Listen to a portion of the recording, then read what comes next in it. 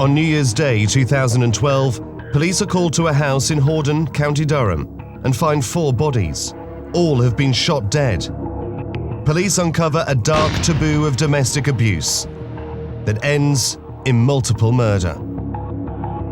He coldly executed them. He was determined to kill them all.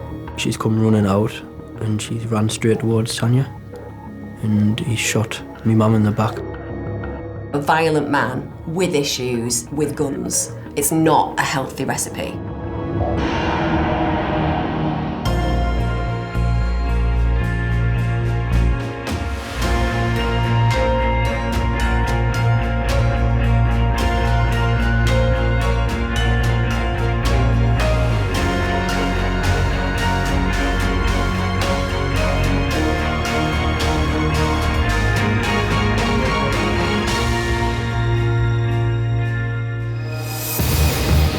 Britain's Darkest Taboos reveals the shocking real-life stories behind the most horrific acts of familial crime, including murder.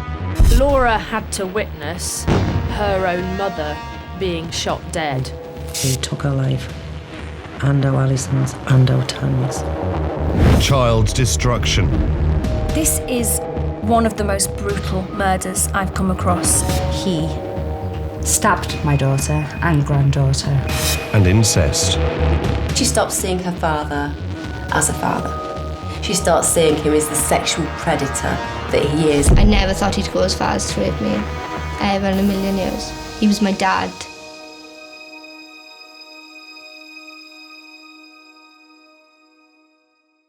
Sisters Mavis, Susan and Alison Hardman grow up in High Heselden, a small village in County Durham. They are the only girls in a family of 12. 9 lads, 3 girls. Happy family. We used to fight and argue like all brothers and sisters do, but we're very close. As they grow up and become young women, the sisters are inseparable. I've never seen 3 people so close as my sisters. They were just, I would actually say they were joined at the hip. Susan was more of a cautious person. Our Mavis, I would say more of a flirty sort of person, but very confident. Alison was the strongest and the boldest. She was just lovely. She was like sort of a second mother, you know, even though she was the youngest. It was just laughter, giggling. So many people knew them and they knew what the girls were like. The sisters all start families of their own. In 1992, at the age of 27, Susan has a daughter, Laura, but her marriage breaks down. When Laura is 3 months old, Susan meets local bodybuilder Michael Atherton, but her siblings have a bad feeling about him. They thought he was, I would say, Mr. Perfect. And I said to my sister, you know, there's just something not right. Because I'd heard a few stories about him, you know, going around getting drunk, causing trouble. Something stood out because he was quiet, and it was the way he used to look at people. He'd sort of have a stare when he looked at you. Forensic psychologist Kerry Nixon works with Merseyside police in domestic homicide cases and has been looking into Atherton's profile for this programme. Bodybuilding was a major part of Atherton's life. He was obsessed with his image. He was obsessed with how big he was. He was obsessed with showing his body off at competing events. This helps us understand how narcissistic he was. He was vain. When he first started going with my sister, he had to do everything his way. Everything had to be about him. Psychologist Emma Kenny works with victims of domestic abuse and familial crime in her clinics and believes Susan is at risk from Atherton. It's easy to imagine that suddenly you're a unit. There's a mother, a father and a child. And Susan would have started to believe that firstly she needed him, that secondly he would be good for her and good for her daughter, and her primary instinct would probably have been about making sure that her daughter had that family unit. Because of that, she becomes vulnerable. He preyed on this. He saw that she was vulnerable. She physically looked like the girlfriend he wanted, but he could also control her. And this is something that we see with these types of perpetrators. The relationship becomes serious very quickly, and in 1994, Susan gives birth to their son, Michael Jr. At this point, to the rest of the world, they appear like a perfect family unit. So everybody looking in sees Michael Atherton as a good father and stepfather, and also that they're a successful family unit. That's a powerful experience, because you start thinking that everybody else's points of view are more important than your own, and lots of people live that way. It appears Susan has everything she wants, and her family are her number one priority. The kids were all Susan's world. She was a brilliant mum. She'd do without anything if it meant getting for our kids. Laura, Susan's daughter from a previous relationship, idolises her mum. She was very loving and caring. She loved her family so much. That's really all she lived for, really. We were the most important thing in her life. Susan was so committed to her children. She absolutely lived for them. At the same time, her life, in effect, stopped being about herself and started being all about her children. While Susan doted on the children, Atherton appears disinterested, especially in his stepdaughter Laura. Even though Atherton started a relationship with Susan when Laura was only 3 months old, Laura describes that there was no bond between her and Atherton. She describes that he was always a stepfather. He was never her dad. She didn't call him dad. And to him, she was always somebody else's daughter. As Laura grows up, Atherton spends as little time as possible with her. I'd avoid him any way possible, but he was never around. He worked or went fishing or go shooting. He was never in the house. Often men who are very controlling and very possessive, when their partner has a child to another man, that reminds them of their partner's background. So to have a constant reminder in the house that that's somebody else's child, another man's child who used to be with your wife, that frustrates them. If he didn't like a word what I said or something what I did, he'd go off on one. Atherton is beginning to reveal his dark side. As he verbally abuses Laura, he also begins playing mind games with Susan. It appears that he's determined to drive a wedge between her and her children. He used to say that me and our little Mick didn't love her. We had to reassure her all the time that we did love her. This is just a reflection of how he started to affect her self-worth. In the end, she questioned herself. She questioned whether her own children loved her. That's how powerful domestic abuse can be. This is a classic device. This is a classic isolation technique, emotional abuse. He's trying to make it out to Susan that he's the only one that loves her. And we see this a lot with domestic abuse perpetrators, particularly domestic abuse perpetrators who show antisocial traits and controlling traits. Susan's family claim Atherton tried to cut off contact between Susan and those closest to her, her sisters. We'd tell each other how much we loved each other. We'd cuddle each other, kiss each other. It's what sisters do. And he didn't like that. He didn't like Susan being around her family, you know. All of Susan's time was, I think in his head, was meant to be his. Michael Atherton socially isolates Susan. He doesn't want her spending time with her family. He doesn't want her going out without him. He controls what she wears. This is a classic antisocial narcissistic offender. She could never do anything to make herself happy, only look after her kids. The inseparable sisters spend less time as a threesome as Atherton exerts his control over Susan. And things are about to get a lot worse. He's convinced her that she's an unlovable, worthless piece of rubbish, so she very likely believes that. Atherton's abusive behaviour is escalating. This is the ultimate level of power. Behind closed doors, he'd beat Susan black and blue. But will Susan find the strength to escape? He knew that she was gone, and he couldn't face that. To friends and neighbours in Hordon County, Durham, Michael Atherton appears the perfect family man and caring father to Laura and Michael Jr. ITV News reporter Francis Reid reported on this case. Michael Atherton was a very Jekyll and Hyde character. What you would see on the outside in the outside world was not what the family were seeing inside the home. He'll do anything for anybody else but me mum. Atherton was just a split personality.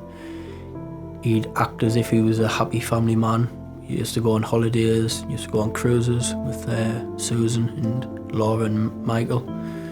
And then behind closed doors, he'd beat Susan black and blue, he'd threaten her. He was just a big bully towards Susan.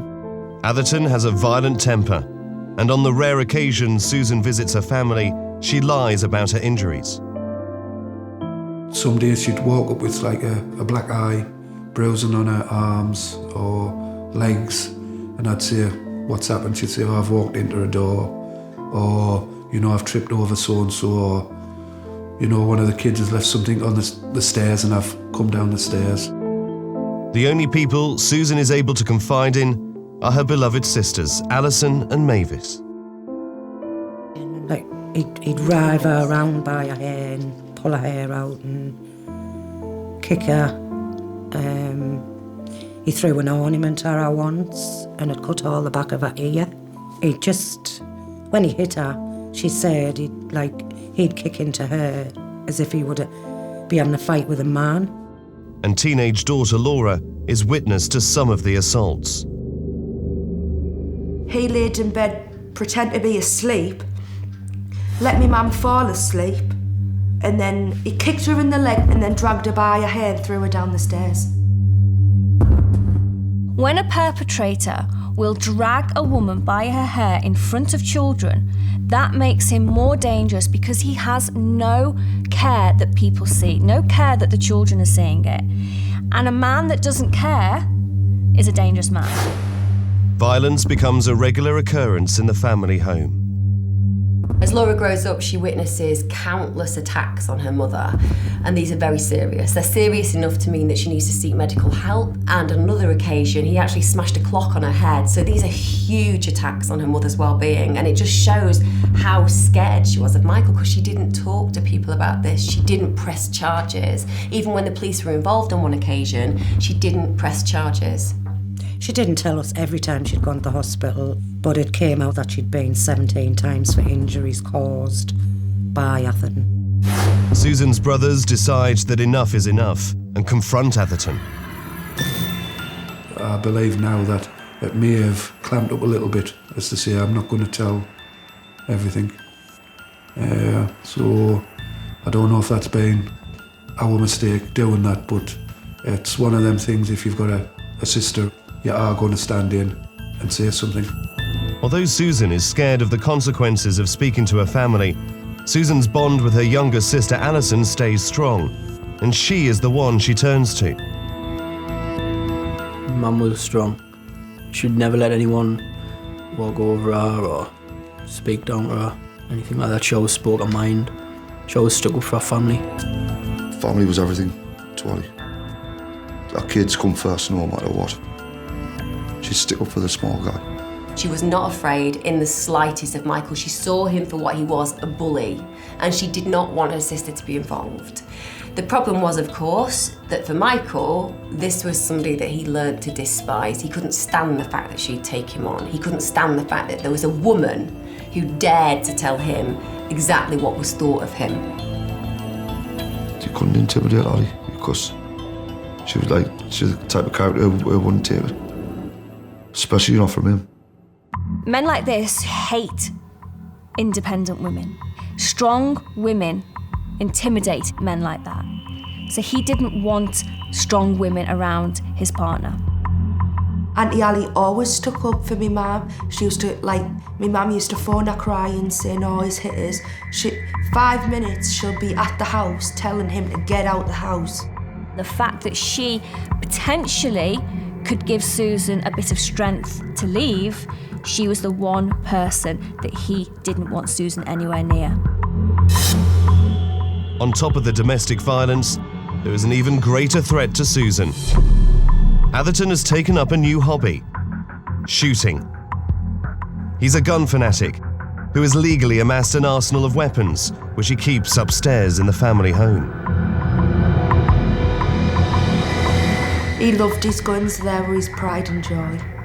He used to clean them every day, polish them up, stuff like that.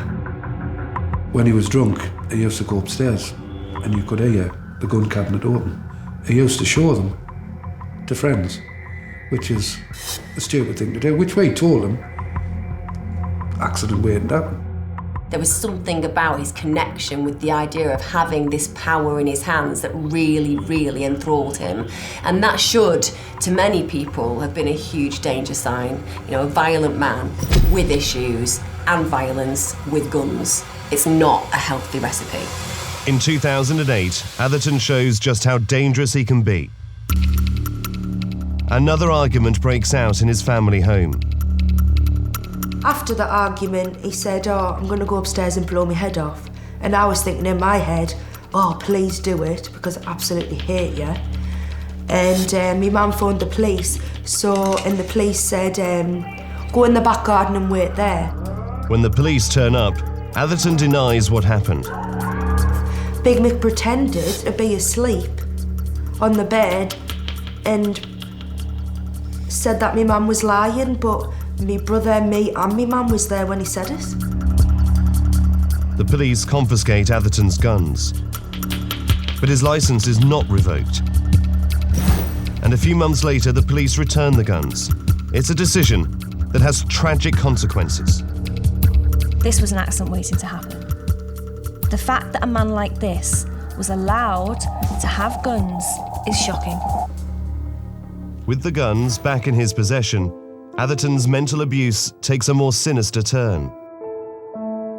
When he was cleaning them in the kitchen and my mum was watching TV, he used to come behind her and go bang, bang, bang and aim the gun at her, to her head. It was an indirect threat of, if you don't comply, if you don't do what I want you to do, this is what can happen. Every day, Susan would have lived in fear. He loved when my mum cried, he loved it when she was in pain. Although she lives in constant fear, Susan is determined to keep her family together for the sake of her two children. Susan's sister Mavis claims Atherton showed his disregard for the family unit by taking a secret trip to Thailand. Our Susan was absolutely ill because she couldn't get in touch with him. Wouldn't answer no calls, no texts. She didn't know whether he was lying dead somewhere. For 4 weeks, he's been out there, absolutely no respect for her whatsoever. Now, I've been out to Thailand myself. I know what's out there. On his return from Thailand, Susan considers ending the relationship, but she reluctantly agrees to let Atherton remain in the family home. The only reason she stayed is for me and our little Mick. She didn't love him. Or even like him. She hated him. Police are called to the family home 4 times over alleged domestic violence from Atherton towards Susan.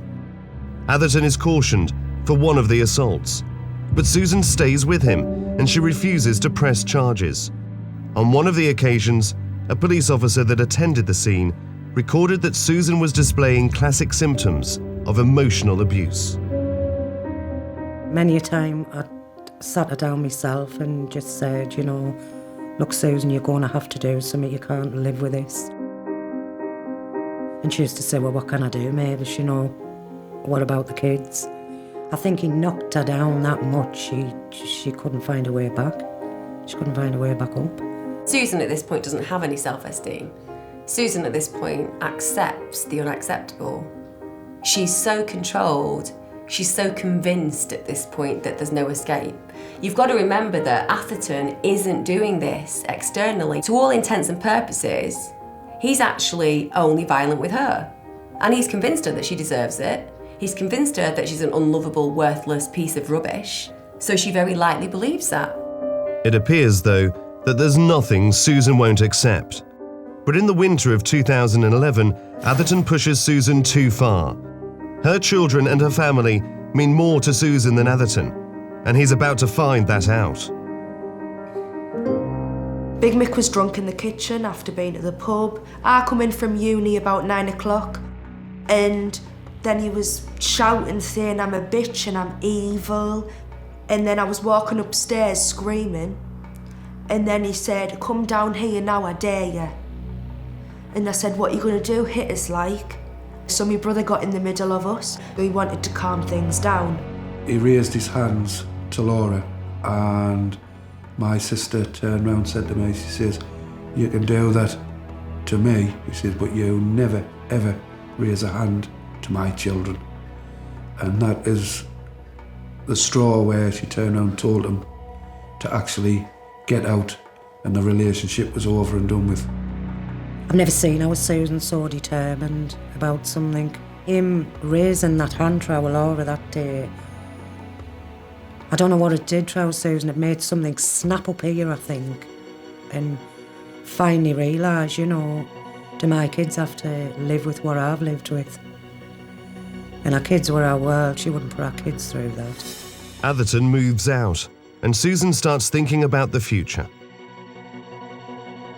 I've never seen her so happy when they actually split up. It was just like switching the light back on. The agreement was that the day after New Year's Day, it's over, the house gets put up for sale and things like that, and they go their own way. She had an inner strength that was coming through. She was seeing financial advisors. She was talking about moving house. This time he could see that she was for real. After 20 years of being put down and abused, this woman was starting a new life. She was going to be free of him. And that's what's just so terribly sad. At the point that she had the strength to stand up to him is the point that he took it all away. He knew it. He knew it was over this time. He knew that she was gone, and he couldn't face that. It's the winter of 2011, and Susan is determined to spend the holidays with her beloved sisters. This is a woman who, more than anything, believes that family is everything. And in fact, good thing at this point, she starts to spend more and more time with her sisters. So we see that Alison and Mavis feature again heavily in her world. She starts spending good time with her family, and she starts building her self-confidence again. This is when we start to see her coming back to being the Susan that everyone knows and loves. She said, and the best part about it is, when the holidays are over, that's it. I can get my life back. And that's really what our Susan thought. She was going to get her life back. This case is extremely high risk, and it was only going to end one way. Separation just meant that that was the trigger at that time. If it hadn't have been then, it would have been another time, and it would have been another trigger, even if she'd stayed with him. This man was going to kill Susan one day or another. As far as Atherton's concerned, if she's going to live without him, then she's not going to live at all. Laura had to witness her own mother being shot dead. He coldly executed them. He was determined to kill them all. It's the winter of 2011, and Susan McGoldrick has finally ended her violent relationship with Michael Atherton, and she's looking forward to a fresh start without him. But Atherton tells her he has health problems and manages to persuade Susan into allowing him to stay at the house over Christmas. My Auntie Susan allowed him to come and stop on the couch until he got himself back on his feet, and then he'd be back out. Susan was a really good woman. She was a really good mother and a really good partner. And in spite of all the aggression, all the attacks, all the horror, she still feels responsible towards him. And it's testament to her character and not to his manipulation that she takes him in. With my sister being a big softie, she decided to say, right then, I'll take you back until you get yourself better and you can move back out. Although Atherton is back at Susan's, she makes it clear this is only temporary, and after Christmas their relationship is over for good. Atherton spent Christmas knowing that come New Year she was going to leave him. So over the Christmas period, he would be building in anger, resentment, frustration. This type of man, how dare she leave him, he would be thinking. Susan isn't backing down this time. I've never seen how Susan so determined. He knew it was over this time. He knew that she was gone and he couldn't face that. It's New Year's Day 2012, and Atherton is due to move out the following day. Susan is going out with her sister Alison, Alison's daughter Tanya, and Alison's partner Davy. He hasn't managed to break her, and he hasn't managed to break the support that she has. And in fact, she's starting to live this new life without him, and she's happy. Laura is at the house with her boyfriend and Atherton. I heard some rustling, noise in my mum's bedroom, so I went in, and there was Big Mick laying his guns out on the bed. And I said, what are you doing? And he said, I'm going shooting early in the morning. Atherton finds out that Susan is at the rugby club with Alison, Tanya and Davy. And then that's when he changed. He got very stiff and weird-eyed looking and angry. He snapped when he knew she was with our Alison. He hated that. He really hated it. Because he probably could visualise our Susan being up having a good time, a laugh, being on the karaoke with her sister. Atherton leaves the house, and Laura claims she sees him drive in the direction of the rugby club. According to Susan's family, Susan told them she had an altercation with Atherton outside the club. A police investigation found no evidence of the altercation, but testimony from the bouncers placed Michael Atherton at the club that night. Atherton's family disputes Susan's family's version of events at the rugby club. Alison, Tanya and Susan are together. There is no way that Susan is going to take this anymore because she feels strong, and instead of retreating, instead of giving him what he wants, she stays. It appears that Susan has finally broken the hold Atherton has on her. She now has the strength to walk back into a party and carry on enjoying herself. This says to him, she's changed. I no longer have control over this woman. So in terms of tipping him over the edge, this was a key piece of information. Meanwhile, Atherton gets back into his car and heads back to the family home. He would have left that car park fuming. He would be obsessed with angry thoughts of what he was going to do to Susan and indeed Alison. As far as Atherton's concerned, if she's going to live without him, then she's not going to live at all. Susan invites Alison, Tanya and Davy and a few other friends back to the house for some drinks. I think it was about 11:15, something like that. Harry come up to us, he says, we're going to go ourselves and have a drink up there. Susan, Tanya and Alison get a cab home, but Davy walks back. Atherton is there, but Susan is determined not to let him ruin their night. Susan had just said to everyone, ignore him, have a drink and enjoy yourselves. And at that point, I believe that's when he started boiling up. God, she's not even reacting back to us now when I'm trying to have a go at her. She is strong. She's telling him she doesn't want him. The frustration of the previous weeks, the anger, he's intoxicated, all these factors together, all the background risk factors that he's got, all the situational risk factors that he's got, combine at that moment and he explodes. Susan tells Laura about the argument with Atherton earlier, but he denies it. So my mum got a drink and that, Auntie Ali went to the toilet and me and Tanya were just talking and I said, why did you hit me mum?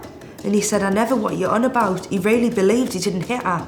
An argument ensues and Laura tells Atherton to get out. She said, just leave him and let's have a drink. Surrounded by her family, Atherton realises he can't control Susan and it tips him over the edge. He goes out to the car and loads his shotgun. And he comes back with one intent. That's to kill as many of them as he can. It's the culmination of 20 years of domestic abuse, and Atherton does what he always threatened to do. He murders Susan. And then that's when he come in and shot me mum in the back. Practically point blank range in the back. Laura is standing there as her mum is murdered. Laura had to witness her own mother being shot dead. She looked into the killer's eyes. She looked into her mother's eyes. She saw Michael Atherton take the gun, shoot her mother in the back, and her fall to the floor. Atherton hunts for his next victim, stepdaughter Laura. I really wanted to stay to help me mum and hug her, but me body just took us and ran. Laura and Alison's daughter Tanya run for their lives. Me and Tanya were running together. He aimed at us both, but he got Tanya most and just me a little bit, because our blood is mixed in on the dining room wall, up the wall. Atherton shoots Tanya in the back, and Laura is injured from the shrapnel, but she manages to escape out the bedroom window. I jumped out my window onto next door's balcony to jump down into their house. As Tanya lies dying on the floor, her mum Alison is in the bathroom and hears the gunshots. And she's come running out and she's ran straight towards Tanya. And he shot me mum in the back. This wasn't him shooting sporadically. He coldly executed them. He was determined to kill them all. He took her life, and our Alison's and our Tanya's. After shooting Alison, in a final insult, Atherton shoots her daughter Tanya for a second time in front of her. You think why twice? And I've asked the police, was the first shot not enough to kill her? And the police have said both shots would have killed her very quickly, if not instantly. It's likely that the last thing that Alison would have seen was Atherton shooting Tanya at point blank range in the last insult to her, letting her know that he was in control. He then turns the gun on himself, but not before Alison has had to witness the most horrendous view of her own daughter being killed in front of her. That is the ultimate revenge that he has on her. He hates her, and now he's killed her daughter in front of her as she's dying. I hope she didn't have to say that.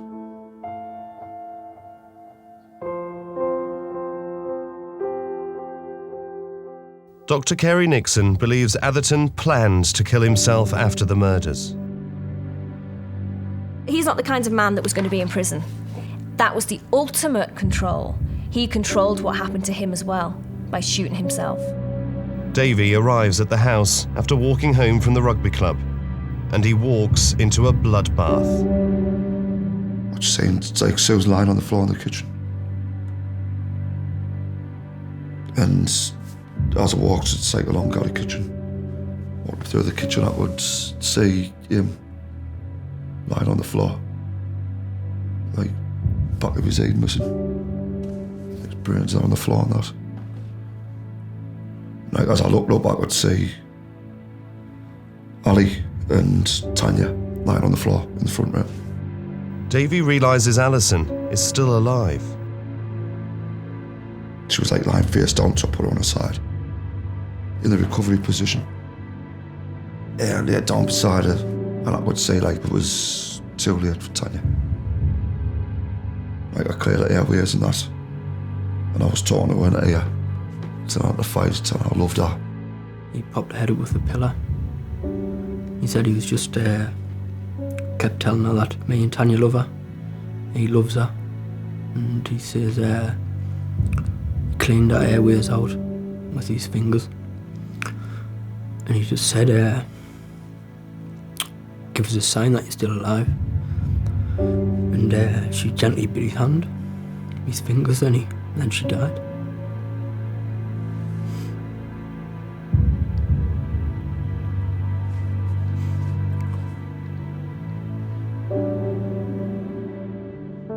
There's so much every day.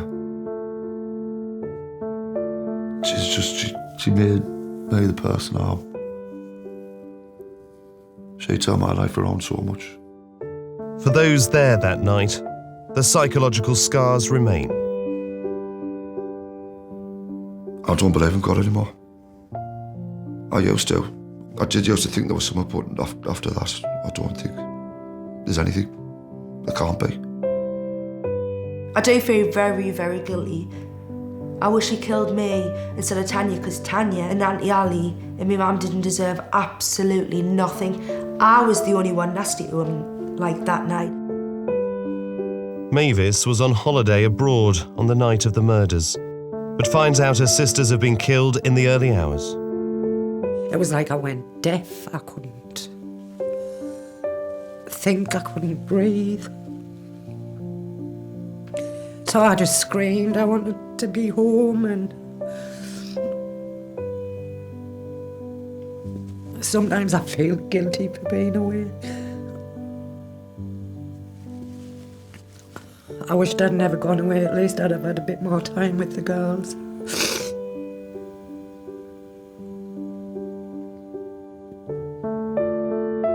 For Mavis, it's her whole sisterhood gone.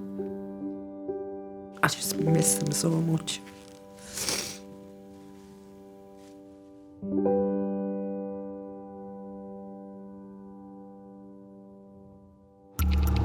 The police arrive at the scene, but don't realise the killer is lying dead in the house. For Davy, the nightmare continues. They arrested us for 4 murders. I was treated like I'd done it. You know, like I lost the love of my life. And saying one of the worst things you can possibly say. It was just absolutely terrible. The killer is lying dead with his victims. But is this a tragedy that could have been prevented? There was every opportunity to stop this murder from occurring. It was definitely preventable. It could have been avoided easily. I just hope he burns in hell.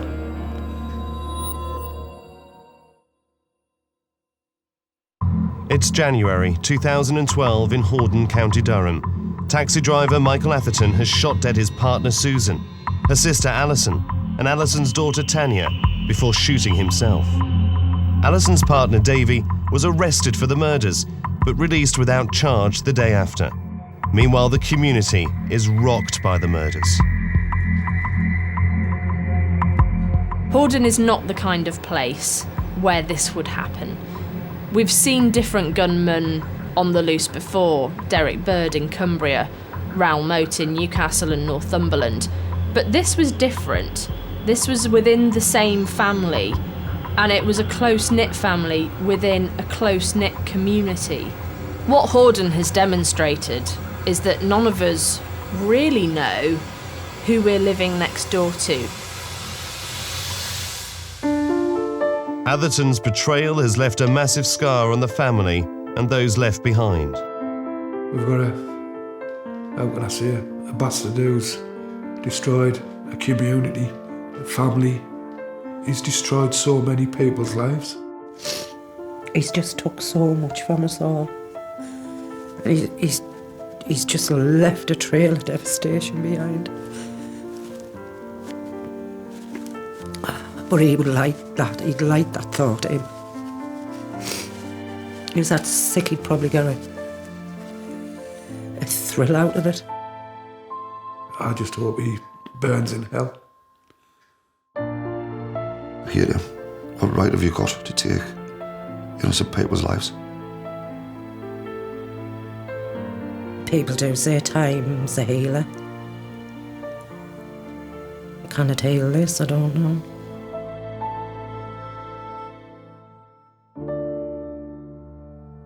Within weeks of the murders, an inquiry begins into why this tragedy has happened. The first thing everyone was talking about was in 2008 when he threatened to shoot himself, and the police confiscated his guns and later returned them within a number of weeks. We were just asking the police over and over again, why? Why do you give someone guns back who's threatened to kill themselves, and why do you give someone guns in the first place who's got a history of domestic violence? And the police just couldn't even answer that question. It was definitely preventable. It could have been avoided easily.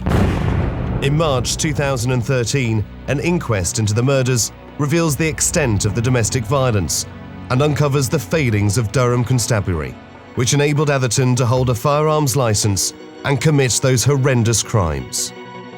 We missed opportunities to get further information and to make further inquiries, which may have had an impact on the decision-making process about the suitability of Michael Atherton to hold firearms licences. It's clear that the system what's in place now is failing. Durham Constabulary say lessons have been learned. They conducted a full review of their practices and procedures, and a total of 13 recommendations were made and are now in place. After the inquest, the family are left to remember their beautiful girls. Just everything about her, the way she talks, just her in general, everything. The way she laughs, the way she smokes, the way she drinks a vodka and coke on a night, the way she jokes onto us, and I just want her back. I believe I've been robbed of my mum, my sister, my auntie. There's not a minute of the day goes past without thinking of them. I remember her as my best friend, as my partner, the love of my life. For Mavis, being the only sister left behind is a torturous position to be in. Every day seems like a struggle. But when I'm getting ready, I can look in the mirror and I can see how Alison, I can see how Susan. And it might sound stupid, but it maddens us. It's not me I want to see, it's them too. And Laura is determined to follow in her mother's footsteps. She always said, which I'd never ever understood, your family is the most important thing in your life. But now this has happened, I've realised that my mum is absolutely right.